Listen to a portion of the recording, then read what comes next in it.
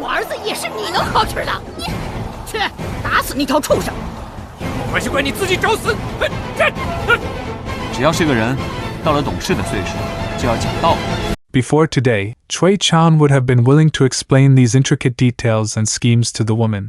Now, however, he had no intention of suffering punishment alongside her. He could tolerate some of the underhanded and dirty deeds that she did. After all, these matters were unrelated to him, and the more ruthless his ally was, the more hardships his enemies would face. Thus, Cui Chan wasn't foolish enough to persuade his ally to become as benevolent as a bodhisattva. Being able to reach his current status, Cui Chan naturally hadn't relied on being kind-hearted either. If the Emperor's plan had succeeded this time, then perhaps he would have only given her a warning. Now, however, the situation was completely different.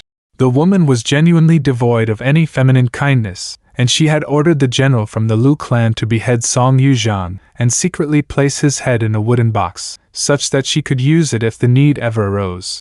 Who was she targeting? The answer was naturally her son, Song Mu, or the young boy who had grown up in Clay Vase Alley, Song Jisun. Song Yuzhang naturally deserved death. Constructing the covered bridge touched upon one of the biggest scandals of the imperial Song clan, so it was only natural that this wasn't something that he could atone for. After returning to the capital, Song Yuzhang had barely started working as an official of the Ministry of Rites before he was hand-picked by the emperor to go to Jewel's small world. The reason given was that he was more familiar with the local people and customs, so this would be beneficial when the emperor appointed new mountain gods and river gods. However, Song Yuzhang was well aware that this was simply an act of giving him a relatively dignified death. He wouldn't be killed in his official residence in the capital, and he wouldn't be executed for some crime that he hadn't committed. Song Yuzhang knew this, yet he still calmly accepted his death.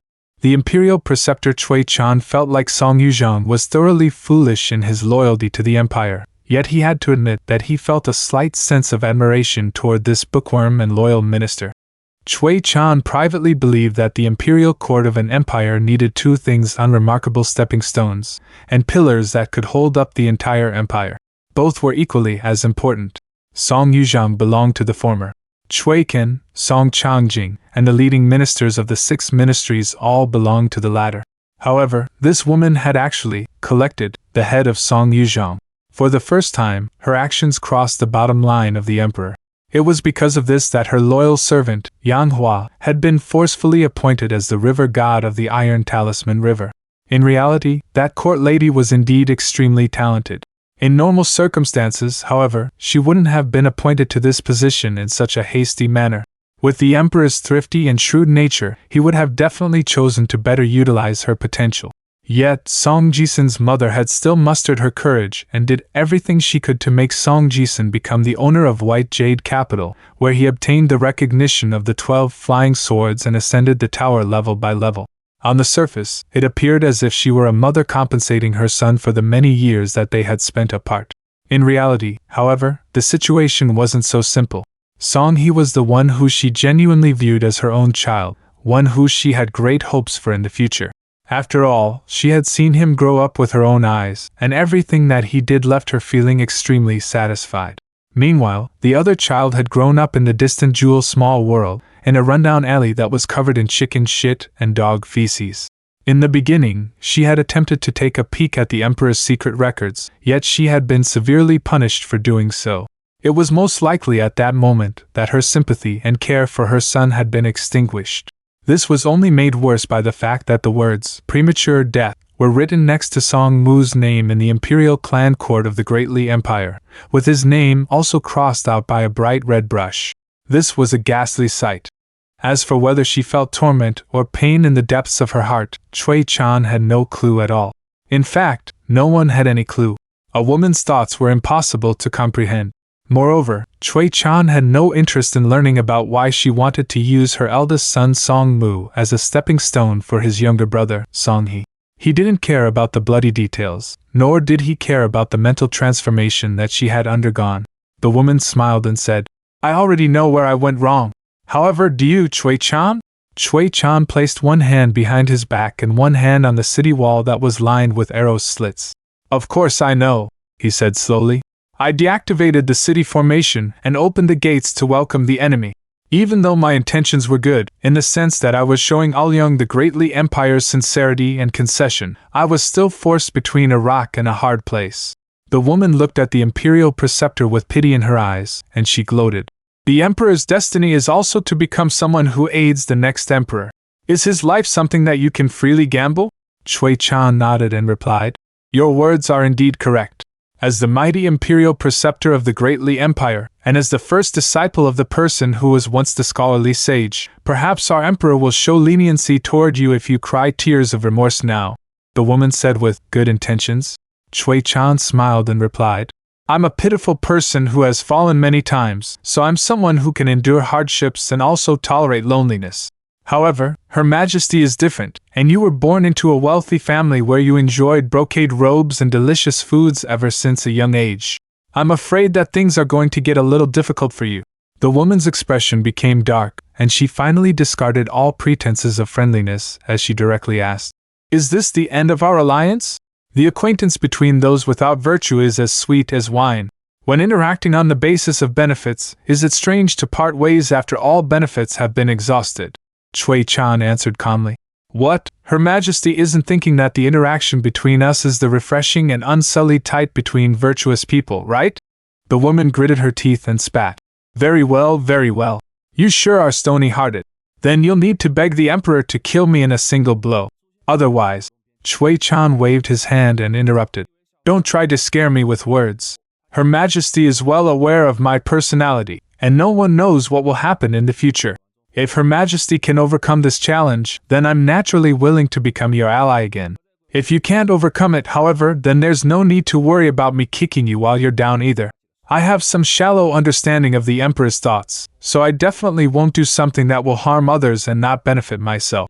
The woman wearing a palace dress finally spoke from the bottom of her heart, saying, Cui Chan, you're a truly terrifying person. Cui Chan smiled and remained silent. However, he suddenly recalled that familiar figure for some unknown reason. When seeking knowledge from that old man, the young Cui Chan would often see that sword-wielding adventurer chatting away with his master. One would be expounding the teachings of the sages, while one would be describing the interesting world of cultivators. The two of them might as well have been speaking another language to each other. Many years later, Cui Chan had decided to follow his own aspirations and defect from his master. Afterward, he had even committed the sins of deceiving his master and destroying his ancestors, as well as causing his fellow disciples to fight amongst themselves. However, Cui Chan didn't regret any of this. It was all for the purpose of attaining the great Tao. Yet, as cold-hearted as Cui Chan was, he still couldn't help but feel disappointed at the fact that he had lost that person's friendship. He felt so disappointed that he even felt a little regretful. If he were given another chance, however, he would still make the exact same choices as before. Nothing would change. When it came to the great Tao, it was often impossible to take a backward step after committing to the first step. Before Cui Chan could finish speaking, a golden feathered hawk had already flown over to the city wall. The hawk soared down and suddenly stopped above an arrow slit. Cui Chan stepped back and bowed his head slightly. Meanwhile, the woman in the palace dress hurriedly turned to her side and performed a graceful curtsy. The hawk stared at the woman. A crisp and childish voice then sounded, saying, Song Jingchun has ordered you to head to the Palace of Eternal Spring to build a thatched house and cultivate. You can only leave and return to the capital when you reach the upper 5 tiers. However, there won't be any restrictions on who you can interact with during this time. In addition, you need to hand all of the documents from Bamboo Leaf Pavilion over to Imperial Preceptor Cui. From now on, all you need to do is focus on cultivation. Cui Chan bowed and cupped his hands in respect, saying, My gratitude to the Emperor's grand grace. The hawk turned around to face the Imperial Preceptor, and it continued. Song Jingchun said to not let this happen again. Back then, he told you that a person couldn't make the same mistakes 3 times. You need to cherish your chances. Cui Chan nodded and didn't say anything else. The woman only asked a single question. Can Moore and here come to the Palace of Eternal Spring to visit me from time to time? The hawk nodded and replied, Of course. Song Jingchun also said that Song he needs to remain in the mind cultivation room to continue studying. If you feel lonely in the mountains, you can bring Song Mu to the Palace of Eternal Spring to cultivate some thunder techniques. The decision is all yours. There was hesitance in the woman's eyes. The hawk was slightly impatient, and it continued. Finally, Song Xingchun also wanted me to tell you that the Great Li Empire has suffered a blow to its power because of that person. However, this was due to his own decision and has got nothing to do with you. You don't need to overthink this. Tears brimmed in the woman's eyes, and she truly appeared charming and graceful as she gazed up toward the palatial complex and said in a gentle and quivering voice, "Your Majesty." The hawk's voice immediately became shrill, and it squawked, "Stinky bitch, filthy woman, evil vixen, hurry up and piss off out of the capital. I've already put up with you for far too long." The woman smiled and asked, "Is this also a message from the Emperor?" The hawk humped coldly before flapping its wings and soaring into the sky. It wasn't long before it vanished into the distance. Only after the golden feathered hawk left did the woman stumble and place her hands on the city wall to stabilize herself. Her face was as white as a sheet. Bamboo Leaf Pavilion was an intelligence agency that she had spent a great deal of effort to establish. It was a hidden pillar of the Great Li Empire, and it could almost be regarded as her third son. Cui Chan felt slight sympathy for the woman, someone who was of a similar ilk to him. Killing a person was as simple as separating their head from their body. However, torturing a person's heart would result in pain that lasted for all of eternity. Cui Chan didn't feel any sense of joy even though the power to decide the life or death of Bamboo Leaf Pavilion had now been granted to him.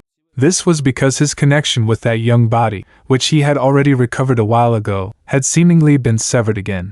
Even old man Yang had chosen to remain silent, not delivering a single sliver of news to the capital to explain the situation to him.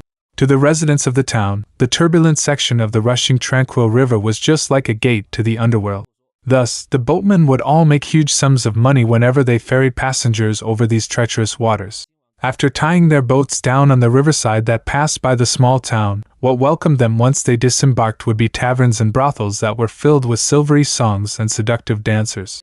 In the surroundings, many merchants and traders would be offering their low-quality loose wine for extremely low prices. Meanwhile, those attracting customers for them would often be beautiful women, and these women would spur the boatmen to continue drinking until they eventually became drunk. If these boatmen could convince their passengers to visit the taverns or brothels they were familiar with, they could also receive a good sum of money under the table. Today, another person hired a boatman to take them to the turbulent stretch of the rushing tranquil river, where they wanted to tour the stone forest that looked much like spears piercing through the surface of the water. The boatman was a stocky man who looked to be around 50 years old. However, his body was still in shape, and the muscles on his arms were also bulging. He was also good at holding conversations. As for the passenger, this was an old man who exuded the aura of a poor scholar. However, he was still able to offer the boatman a decent price, paying him 10 taels of silver, not one more and not one less. He looked to be at least 60 years old. Even so, he still insisted on visiting the stone forest by himself. The boatman couldn't help but feel a little bewildered. The small boat rocked with the turbulent flow of the river, and water continued to crash over the edges of the boat and onto the two men. The boatman wanted to laugh when he saw the old man turn around and tightly grab the gunwale of the boat with his hands. Scholars seemed to be the same no matter how old they were. Meanwhile, the boatman was completely unable to understand what was so interesting about those stones in the water. Perhaps they could speak? Or perhaps they were more beautiful than the women on the two banks of Red Candle Town. Yet, these people insisted on paying good money to buy a bad time. He couldn't comprehend what went through the minds of these scholars. After exiting the treacherous stretch of the rushing tranquil river, the boatman briefly covered the tired old story about the goddess shrine. Afterward, he casually asked, "Old man, are you from out of town? Where are you from? In any case, your ability to speak the official dialect of the Great Li Empire is quite passable." "Me? My hometown is extremely far away, and I'm simply someone who likes to travel around and sightsee. Traveling around with no attachments and burdens is quite relaxing." "Old man, you look quite elderly already, so you should probably take it easy." "Oh, I'm still doing all right." "Old man, let me ask you a question. After traveling around north and south, you've definitely been to many different places, right? What do you think about the Great Li Empire's scenery?" "It's very good, very nice. The people are outstanding, and the land is brimming with spirit and beauty. How do you find our wine in Red Candle Town?" "Simply delicious. It's just a little too dear." "Then is our emperor also very impressive?" "Yes, very impressive." "Is our imperial preceptor more skilled in Go than those people from Great Sui Nation?" "Probably." "Is the Great Li Empire the most powerful empire in the north?" "Definitely." It has to be. Apart from the first question, the remaining string of questions were all a result of the boatman purposely teasing the old man. This was because he discovered that the old man was a good person, a yes man. He liked to nod and agree with everything. When they were about to dock at the riverbank, the boatman finally couldn't hold in his laugh anymore as he looked at the old man who was still nodding earnestly with an expression of sincerity. Old man, your temper is good, but isn't it a little too good? How can someone be so agreeable? I've seen heaps of scholars before, both old and young. In fact, I've come across at least 100 of them. Which one of them wasn't sophisticated and pedantic in their speech? Their words were difficult to understand, and this made it feel like they were extremely knowledgeable. It's a shame that my comprehension ability is poor, and I didn't attend any private schools while I was young either. I certainly never had a teacher to point me in the right direction. As a result, it was difficult for me to even converse with them. The most important thing is to have determination. With this, nothing will be too difficult, the old man said with a loud laugh. He then asked, "Oh, that's right, have you heard of Mountain Cliff Academy's Mr. Chi before?" The boatman hesitated for a moment before sighing softly and shaking his head, replying, "No." The man nodded in understanding. He smiled with squinted eyes and remarked, "The Great Li Empire is a little bit different. Why do I say this? When traveling here, I passed a small beacon tower on the border that was only manned by 2 soldiers. However, some immortals suddenly descended and asked the 2 people for food. If this were any other nation, the 2 people would have definitely fallen to their knees and kowtowed before respectfully offering the immortals food with both hands. However, the soldiers in the Great Li Empire are different. They stood up straight as they spoke to the immortals, though it was inevitable that alarm bells were going off in their minds. Say, old man, you've even come across gods and immortals before?" The boatman chuckled. "Then it seems like you haven't wasted your time traveling around so much. At the very least, you're more accomplished than me. The passengers from out of town always tell me there are water-dwelling ghosts and river guardians in the rushing tranquil river. However, I've never come across any of them in my 30 years ferrying passengers to and fro." The old man smiled and replied, "I know, right? I've genuinely come across them before, though I must say that the temper of immortals is quite bad." The 2 soldiers were punished with a slap each, and this sent them flying back and obliterating the tables and chairs behind them. However, after eating and drinking their fill, the immortals tossed a gold ingot onto the ground before taking their leave. The boatman clicked his tongue in envy and exclaimed, "Then they've struck it rich. If it were me, I would have been willing to take 10 slaps, to say nothing of 1. The old man nodded and praised. "You're quite open-minded, aren't you? This is good, very good. Oh, that's right, old man. Those immortals didn't trouble you, did they?" the boatman suddenly asked with an anxious expression. Looking at the sincere expression of the middle-aged boatman, the old man laughed heartily and replied, "No, they didn't trouble me at all." After easing his worry, the boatman suddenly felt like teasing the interesting old man again. "Old man, want to drink some wine?" he asked. The boatman winked and tried his best to suppress his laughter as he whispered, "It's flower wine, I can even show you the way." The old man's eyes widened, and he eventually squeezed out 3 words. "Is it expensive?" The boatman chortled heartily and decided not to tease the old man anymore. "It's heaps expensive." After a long battle in his mind, the old man finally said, "That's fine. Wait for me after we return to shore. I'll borrow money from someone, and perhaps I'll even be able to borrow 20 or 30 taels of silver." The boatman faltered upon hearing this. However, he was ultimately a simple and honest person, so he naturally wasn't willing to bring the old man to a place where one needed to spend exorbitant amounts of silver. "Old man, I was just kidding around with you. Flower wine isn't satisfying at all. My heart aches whenever I think about the fact that a single cup of wine will mean 2 or 3 taels of silver leaving my pockets. At that point, even the wine will become flavorless. So let's not go. If you truly want to drink, then I can bring you to some small tavern on the bank of the river. You can enjoy some authentic wine from Red Candle Town, and the price of this wine is relatively fair as well." The small boat slowly docked at the river bank. The poor old scholar stood up and patted the boatman's shoulder and chuckled. "Righteous in speech, sinful in execution, 'tis a demon of a nation." The color instantly drained from the face of the solidly built boatman. He wanted to retreat, yet he couldn't move at all. He wanted to leap into the water and revert to his original form to dash away, yet this was even more of a pipe dream. The old man smiled and added, "Poor of speech, strong in execution, 'tis an instrument of a nation. I hope you can guard your conscience and aim to do good." It was as if a mysterious sense of righteousness suddenly welled up in the boatman's mind. He wanted to speak, yet he couldn't utter a single word. The old scholar disembarked the boat and slowly walked away. Tears of gratitude welled up in the boatman's eyes. When he could finally move again, he immediately leaped on shore and fell to his knees. Facing the direction that the old man had left in, he paid his greatest respects by kneeling 3 times and kowtowing 9 times. It was rumored that sages existed in the world, with their speech containing the decree of the heavens. The words that they uttered would be laws that were upheld. Asking passers-by for directions as he walked, the old man eventually arrived at Pillow Relay Station. He inquired about whether the young boy called Shenping'an was still staying there. The attendant in the relay station asked him who he was. The old scholar thought for a moment before replying that he could be considered as half a teacher for that young boy. However, the end result was the attendant in the relay station telling him to piss off.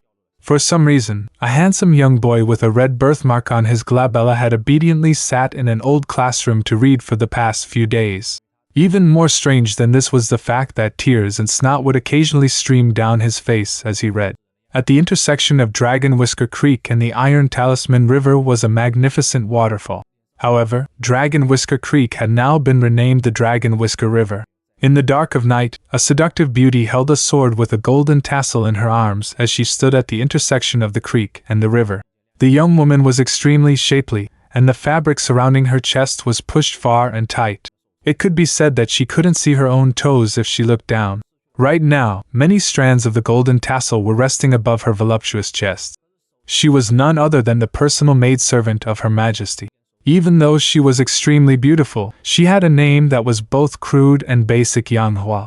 The young woman first tossed the incredibly valuable sword of Eastern treasured Vile Continent, Talisman, into the river with a sudden thrust.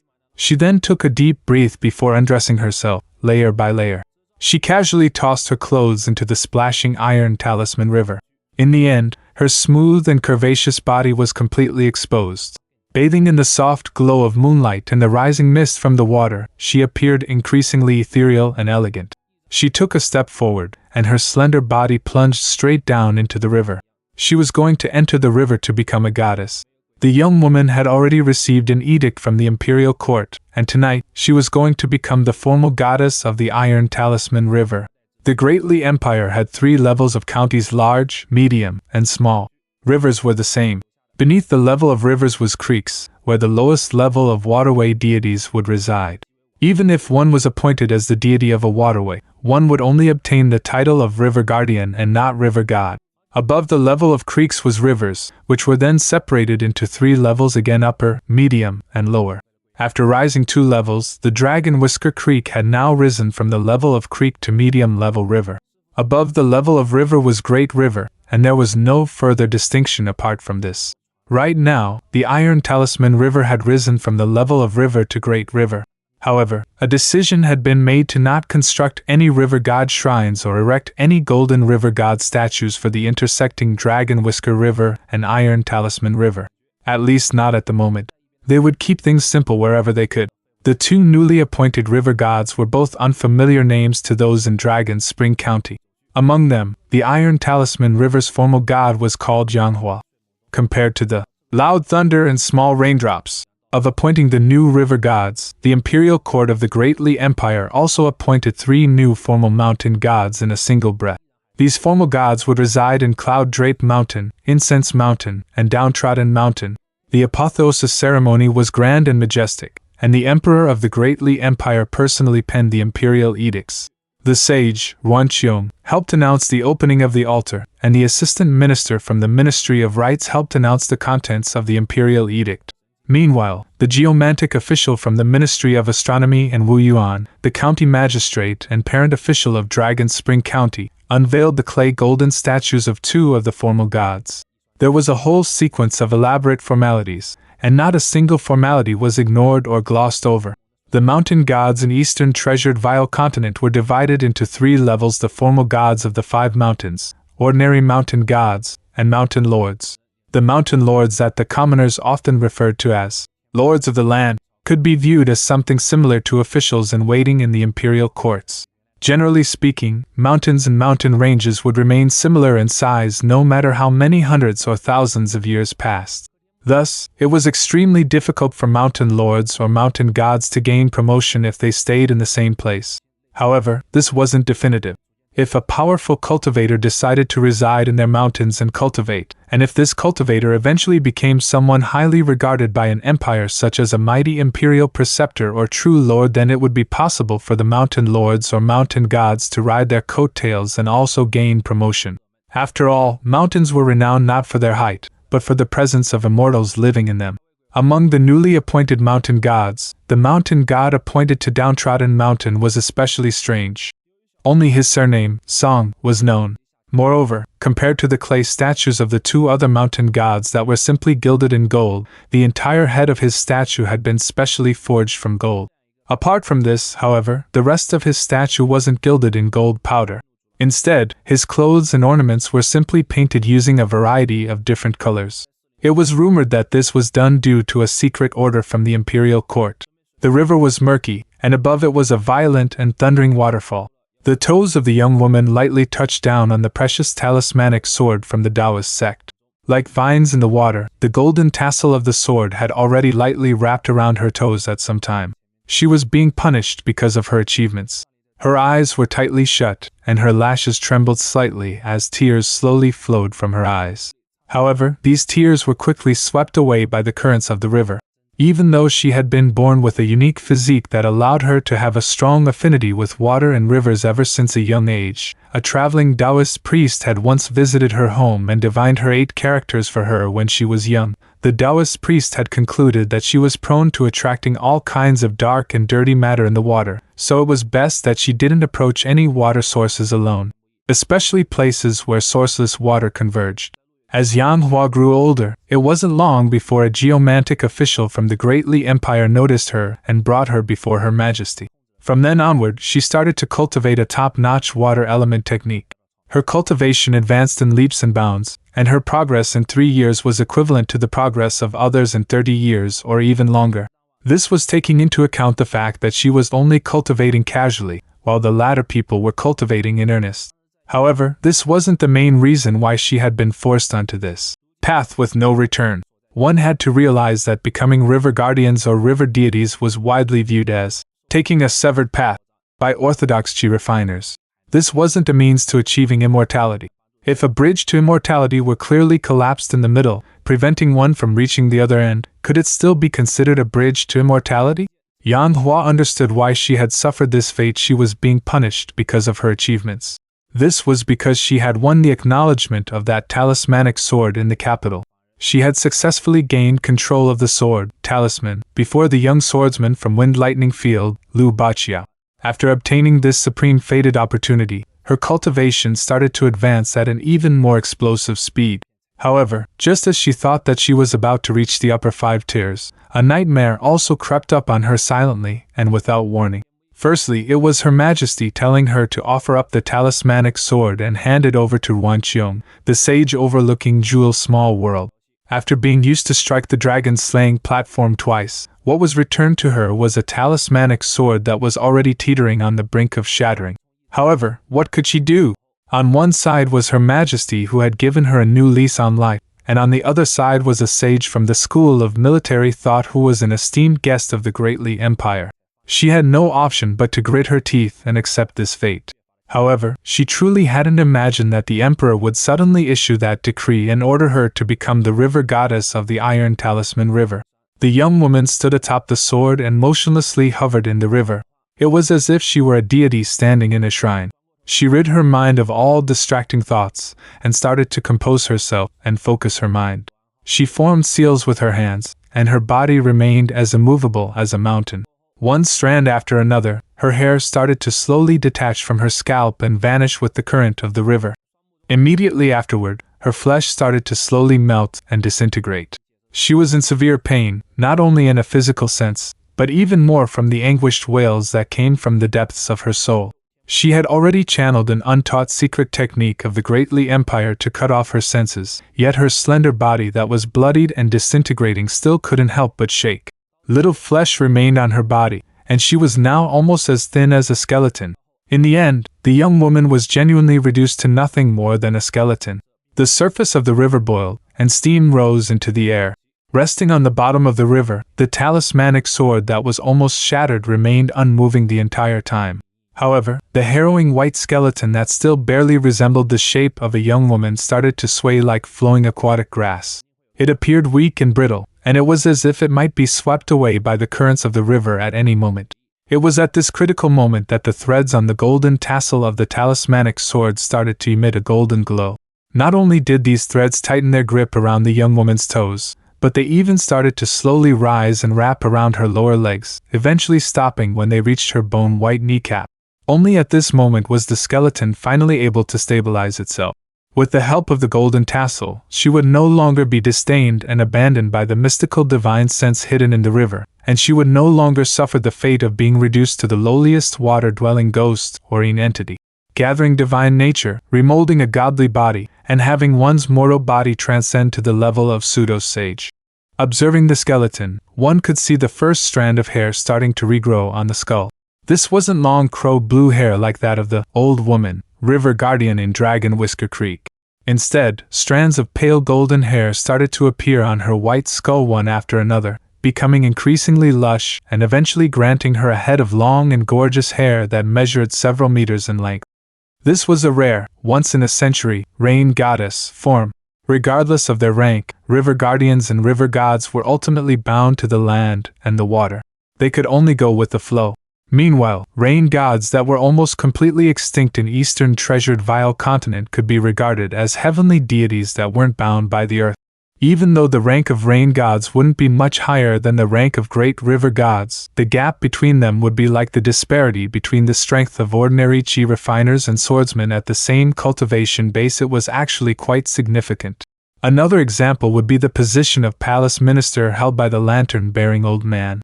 Compared to other official positions at the same level, the importance and influence of palace ministers were far greater in all aspects.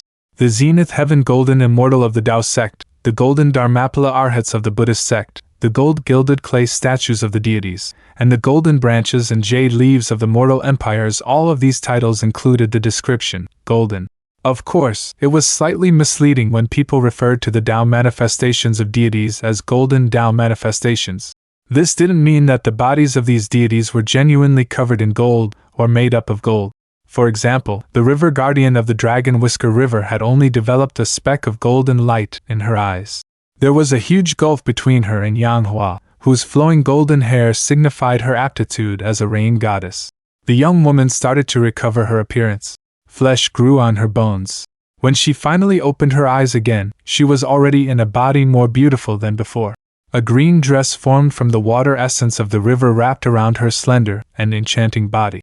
She slowly drifted forward, and it was as if she were traversing flat ground. Her breathing was calm and relaxed, and compared to cultivating in a cave abode that was brimming with spiritual energy, she felt even more fulfilled and content at this moment.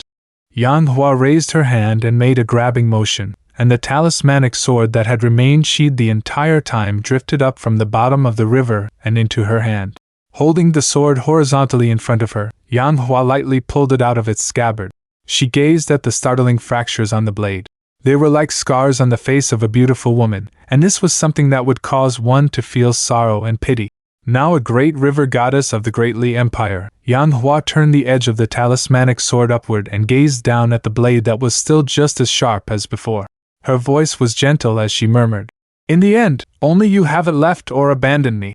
The talismanic sword shuddered slightly. Its spiritual energy was exhausted, and it was much like a haggard old person lying on their deathbed. It was completely devoid of spirit and energy. "I won't ever view you with disdain. So be it if this is a severed path. We'll walk to the end together." Donghua lowered her head and slightly tilted her face.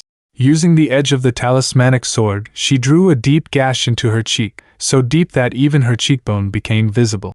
The surging water of the Iron Talisman River roared by, becoming increasingly vigorous and gallant. It was filled with killing intent, and there was not a hint of resentment or melancholy.